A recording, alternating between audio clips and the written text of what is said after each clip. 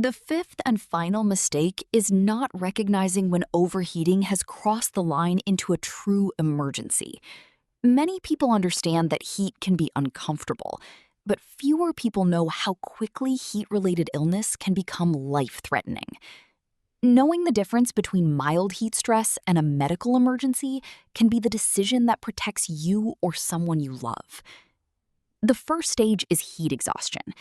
This is your body's warning signal that it is struggling but still able to recover if you act quickly. Signs can include heavy sweating, cool or clammy skin, muscle cramps, weakness, dizziness, nausea, headache, and a fast heartbeat. If these symptoms appear, do not ignore them or try to push through. Stop what you're doing immediately. Move into a cooler environment. Sit or lie down. Loosen tight clothing and begin cooling your body. Drink cool water if you are alert and able to swallow safely. Use cool, wet cloths on areas where blood vessels are close to the skin, such as the neck, underarms, and groin. A cool shower or bath can also help lower body temperature. Taking action at this stage can often prevent the situation from becoming much more serious. But when heat exhaustion progresses into heat stroke, the situation changes completely. Heat stroke is The fourth mistake is one of the most dangerous because it involves trusting your body to give you a warning when your home has become unsafe. The problem is that, as we discussed earlier, those internal warning signals become less reliable as we age. Your sense of thirst may not be as strong, your ability to notice rising temperatures may not be as sharp, and your body may not respond to heat as quickly as it once did. This creates a hidden danger inside your own home. A room does not suddenly become dangerously hot all at once. The temperature usually rises slowly over several hours. You adjust little by little without realizing how much the environment has changed. You might feel slightly tired, a little uncomfortable, or more sluggish than usual, and you tell yourself that it's normal. Maybe you blame it on a poor night's sleep or simply getting older. But while you are adjusting mentally, your body may be struggling physically. The temperature around you may have reached a point where your natural cooling system can no longer keep up. This is one reason so many heat-related deaths happen indoors rather than outside. People assume they are safe because they are inside, away from direct sunlight, but indoor heat can become just as dangerous. Many older adults who suffer serious heat illness are not outside working or exercising. They are at home, often alone, sitting in familiar surroundings. Sometimes the air conditioner is not turned on because of concerns about cost. Sometimes there is no air conditioner available. Sometimes the person simply does not realize the room has become dangerous. At Longevix Hub, we believe one of the most important lessons is learning not to rely only on how you feel. During extreme heat, your feelings can be misleading. Instead, use simple tools and routines that provide a more accurate picture. A basic indoor thermometer can tell you. A practical approach for most healthy adults during a hot day is to drink water consistently from morning until evening, instead of trying to make up for lost fluids all at once. Taking a few sips every 20 to 30 minutes is often more effective than drinking several large glasses at one time. Unless your healthcare provider has instructed you to limit your fluid intake, aim to stay ahead of dehydration rather than reacting to it after symptoms appear. One of the simplest ways to monitor your hydration is by paying attention to the color of your urine. Pale yellow, similar to the color of light straw, usually indicates that you're staying well hydrated. If it becomes dark yellow or amber, it's often a sign that your body needs more fluids. This quick daily check can provide valuable feedback long before you begin feeling weak or dizzy. There is, however, an important exception. Some people living with advanced heart failure, kidney disease, or certain other medical conditions are given strict fluid limits by their healthcare providers. If you've received those instructions, always follow your personalized medical advice rather than general recommendations. Your provider understands your health needs better than any general guideline can. Water should remain your primary source of hydration, but there are times when your body also needs to replace electrolytes. If you've been sweating heavily for several hours, working outdoors, or spending an extended period in the heat, you lose minerals like sodium and potassium along with water. Replacing only the water without restoring some of those minerals may leave you feeling tired or weak. In those situations, an electrolyte drink, a glass of diluted fruit juice, or a light snack containing some salt can help restore your body's balance. Another common mistake happens during backyard gatherings, family barbecues, or relaxing afternoons on the porch. Alcohol and large amounts of caffeine can both contribute to fluid loss. While you don't necessarily need to avoid them completely, moderation becomes especially important during periods of extreme heat. If you enjoy a beer, a glass of wine, or several cups of coffee, make it a habit to drink an extra glass of water alongside them. This simple adjustment can help offset some of the fluid loss and reduce the additional strain placed on your body's cooling system during the hottest days of the year. Some healthcare providers may recommend adjusting the timing of certain medications during periods of extreme heat, but those decisions should always be made by someone who understands your medical history, current conditions, and treatment plan. What works safely for one person may not be appropriate for another. That's why it's so important to seek professional guidance instead of making changes on your own. If you're finding this information helpful, consider following Longevix Hub and sharing these videos with family members or friends, especially those over 60. Simple health information often reaches people at exactly the right moment, and one practical tip can make a meaningful difference during a dangerous heat wave. Now, let's move to the third mistake, one that catches countless people every summer: waiting until you feel thirsty before drinking water. For most of your life, thirst has been a dependable signal. Your body became low on fluids, you noticed you were thirsty, you had something to drink, and everything returned to normal. Unfortunately, that system gradually changes with age. As the years pass, the body's thirst response becomes less sensitive, meaning many older adults simply don't feel thirsty until they've already lost a significant amount of water. This change can be surprisingly deceptive. You may believe you're well hydrated simply because you don't feel the urge to drink, while your body is actually becoming progressively dehydrated. Add hot weather, increased sweating, or medications such as diuretics, and dehydration can develop much faster than expected. Dehydration affects far more than just comfort. When your body loses too much fluid, your blood becomes more concentrated, forcing your heart to work harder to circulate it.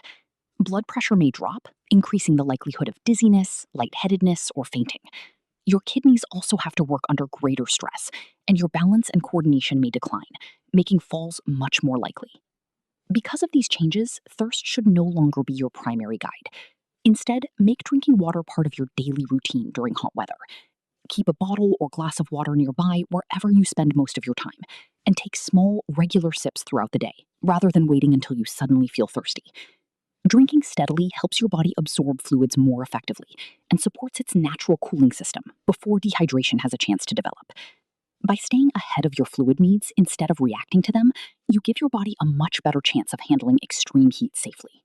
The second mistake is one that many people never consider because it isn't something you can see or feel immediately. It involves the medications you take every day.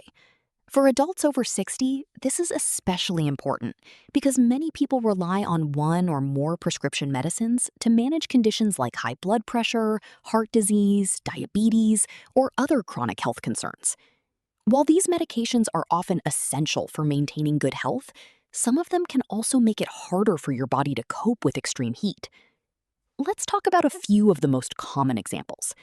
Diuretics, often called water pills, are prescribed to reduce excess fluid in the body and help control blood pressure or swelling. They do exactly what they're designed to do: remove fluid. But during a heat wave, you're also losing water through sweat. When these two processes happen at the same time, dehydration can develop much faster than you might expect. Even more concerning, some people don't feel especially thirsty, despite losing significant amounts of fluid. Another group of medications includes beta blockers, which are widely used to manage blood pressure and certain heart conditions. These medicines may reduce your body's ability to increase blood flow to the skin, making it harder to release excess heat. Some people taking beta blockers may also sweat less efficiently, limiting another important cooling mechanism. There are also medications with anticholinergic effects. These are found in some treatments for bladder conditions, certain antidepressants, and even a number of over-the-counter allergy and sleep medications. One of their side effects can be reduced sweating, which means your body's natural air conditioning system becomes less effective just when you need it most. None of this means these medications are harmful or that you should stop taking them. In fact, they are often critical for protecting your heart and overall health. Here at Longevix Hub, the most important advice we can give is this: never stop, skip, or change a prescribed medication on your own simply because the weather is hot. So, what should you do instead when the temperature becomes truly dangerous? The most effective protection is spending time in a properly air-conditioned environment. Cooling the air around you reduces the amount of work your body has to do to maintain a safe internal temperature. Even a few hours in an air-conditioned space can significantly reduce the risk of heat-related illness, especially for older adults whose natural cooling systems no longer respond as efficiently as they once did. If your home has air conditioning, don't hesitate to use it during extreme heat. Many people worry about increasing their electricity bill and try to save money by leaving the system off. While being mindful of expenses is understandable, your health and safety should always come first. A few extra dollars spent keeping your home cool is far less costly than a medical emergency or hospitalization caused by heat illness. If you don't have air conditioning at home, make a plan before the hottest part of the day arrives. Visit a public library, a community cooling center, a shopping mall, a senior center, or even the home of a trusted friend or family member. Spending several hours in a cool environment gives your body an opportunity to recover and lowers your core temperature before dangerous heat continues to build. If you're using a fan, help it work more effectively by adding moisture to your skin. A cool, damp towel placed around your neck, a spray bottle filled with water. The first mistake is placing too much trust in a fan. It seems like the most obvious solution because many of us grew up believing that a fan was enough to stay comfortable during the summer. When air moves across your skin, it creates an immediate sensation of cooling. That feeling makes it easy to believe you're completely protected from the heat. In moderately warm conditions, a fan is genuinely helpful. The moving air speeds up the evaporation of sweat, allowing your body to lose heat more efficiently. As long as your natural cooling system is still working well and the surrounding air isn't excessively hot, a fan can improve comfort and reduce the strain on your body. The problem begins when temperatures climb into dangerous territory. Once the air temperature reaches the mid to high 90s, the situation changes dramatically. Instead of carrying heat away from your body, the air being pushed by the fan may actually be hotter than your skin. Rather than cooling you, it can increase the amount of heat your body absorbs. What makes this especially dangerous is that the breeze still feels pleasant. The moving air tricks your brain into thinking you're cooler than you actually are. While you feel relatively comfortable, your core body temperature may continue rising without you realizing it. This false sense of security causes many people to remain in dangerously hot rooms far longer than they should. Here at Longevix Hub, we've seen how easy it is for people to rely on habits that worked perfectly well decades ago. They assume the same approach will always keep them safe because it always has. There is one more factor that determines whether a hot day is merely uncomfortable or genuinely dangerous. And it's something many people overlook because the weather forecast doesn't always make it obvious. That factor is humidity. Most people focus only on the air temperature, but your body experiences heat very differently depending on how much moisture is already in the air. Remember, your body's primary cooling system depends on sweat evaporating from your skin.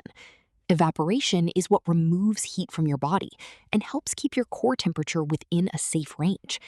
But when the air is already saturated with moisture, sweat cannot evaporate efficiently. Instead of cooling you, it simply remains on your skin or drips away, providing very little relief. Even though you're sweating, your body continues storing heat instead of releasing it. This explains why 2 days with the exact same temperature can feel completely different. A dry 90-degree day in the desert is far easier for your body to handle than a humid 90-degree afternoon in a coastal or tropical climate. In humid conditions, your cooling system has to work much harder, yet it becomes far less effective. That extra strain can become especially dangerous for older adults whose cooling mechanisms are already less efficient than they were decades earlier. That's why weather experts pay close attention to something called the heat index. Rather than showing only the air temperature, the heat index combines temperature with humidity to estimate how hot it actually feels to the human body. This number gives a much better picture of the stress your body will experience throughout the day. Before a stretch of hot weather arrives, take a few minutes the evening before to check the forecast. Don't just glance at the temperature. Look at the expected heat index as well. If your phone allows you to receive local heat alerts, turn those notifications on.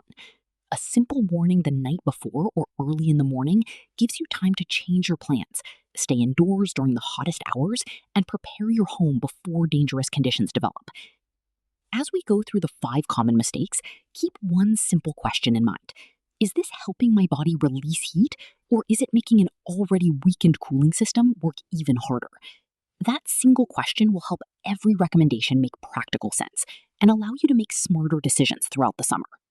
Before we continue, it's worth understanding why this topic matters so much beyond a single heat wave. Staying safe during extreme temperatures is only one part of maintaining good health as the years go by. The everyday choices you make, how you stay active, how you eat, how you rest, and how you protect yourself from environmental stress, quietly shape whether you remain energetic and independent well into your later years. At Longevix Hub, our goal is to help people understand these simple habits before they become urgent necessities. Small changes made today often have a much greater impact than dramatic changes made after a health crisis. Now, let's look at the one idea that connects every mistake we'll discuss. Once you understand how your body's cooling system actually works, each recommendation will make perfect sense instead of feeling like another list of summer safety rules. Your body is equipped with an incredibly sophisticated temperature control system. Whenever your internal temperature begins to rise, your brain immediately starts working to restore balance. Blood vessels near the skin widen, allowing your heart to send more blood toward the surface of your body. As that warm blood reaches your skin, excess heat escapes into the surrounding air. At the same time, your sweat glands become active. As sweat evaporates from your skin, it carries heat away, creating one of the body's most effective natural cooling methods. For decades, this system works so efficiently that most people rarely think about it. It quietly keeps you comfortable whether you're walking outside, gardening, exercising, or simply sitting on a warm afternoon. As we grow older, however, this remarkable system begins to change in ways that are easy to overlook. After the age of 60, many people sweat less than they once did, and sweating often begins later, after the body has already become warmer than it should. The sensation of thirst also becomes weaker, meaning your body doesn't always signal when it needs more fluids. Even your ability to recognize rising temperatures becomes less sensitive. Meanwhile, the heart has to work harder to move extra blood toward the skin, especially for people living with high blood pressure, heart disease, or other common age-related conditions. None of these changes mean you're weak or unhealthy. They happen to active, independent adults every day. They're simply part of normal aging, yet they're rarely explained clearly enough for people to prepare for them. A powerful heat wave swept through France just last month, and in only 3 days, it claimed the lives of roughly 1,000 people. What makes that tragedy even more sobering is that about 85% of those who died were adults over the age of 65. At the same time, millions of people are facing similar dangers elsewhere. Across the United States, nearly 200 million people are under heat alerts issued by the National Weather Service. Yet, there is one uncomfortable truth that rarely gets discussed openly. Most heat-related deaths do not happen to people working under the blazing sun or running marathons. They happen quietly, inside homes. Many older adults are found sitting in a favorite chair, watching television, reading, or simply resting. Sometimes a fan is running only a few feet away, and everything appears perfectly normal. They were doing exactly what had kept them comfortable through countless summers before. The difference is that after about age 60, the body gradually loses much of its natural ability to regulate temperature. This change happens so slowly that most people never notice it, and very few are ever warned that it is occurring. Here at Longevix Hub, we've seen how often people assume heat is only dangerous for construction workers, athletes, or anyone spending hours outdoors. Few imagine that someone relaxing in their own living room could be facing a serious medical emergency. Unfortunately, that belief creates a false sense of security, allowing dangerous conditions to develop without anyone recognizing the warning signs until it is too late. There are 5 common mistakes that can turn an ordinary hot summer day into a life-threatening situation.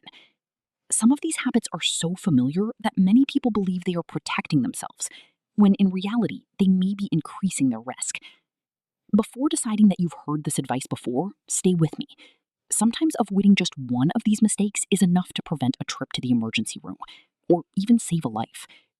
By the end, you'll understand each mistake, know whether it applies to you, and learn practical steps you can begin using immediately.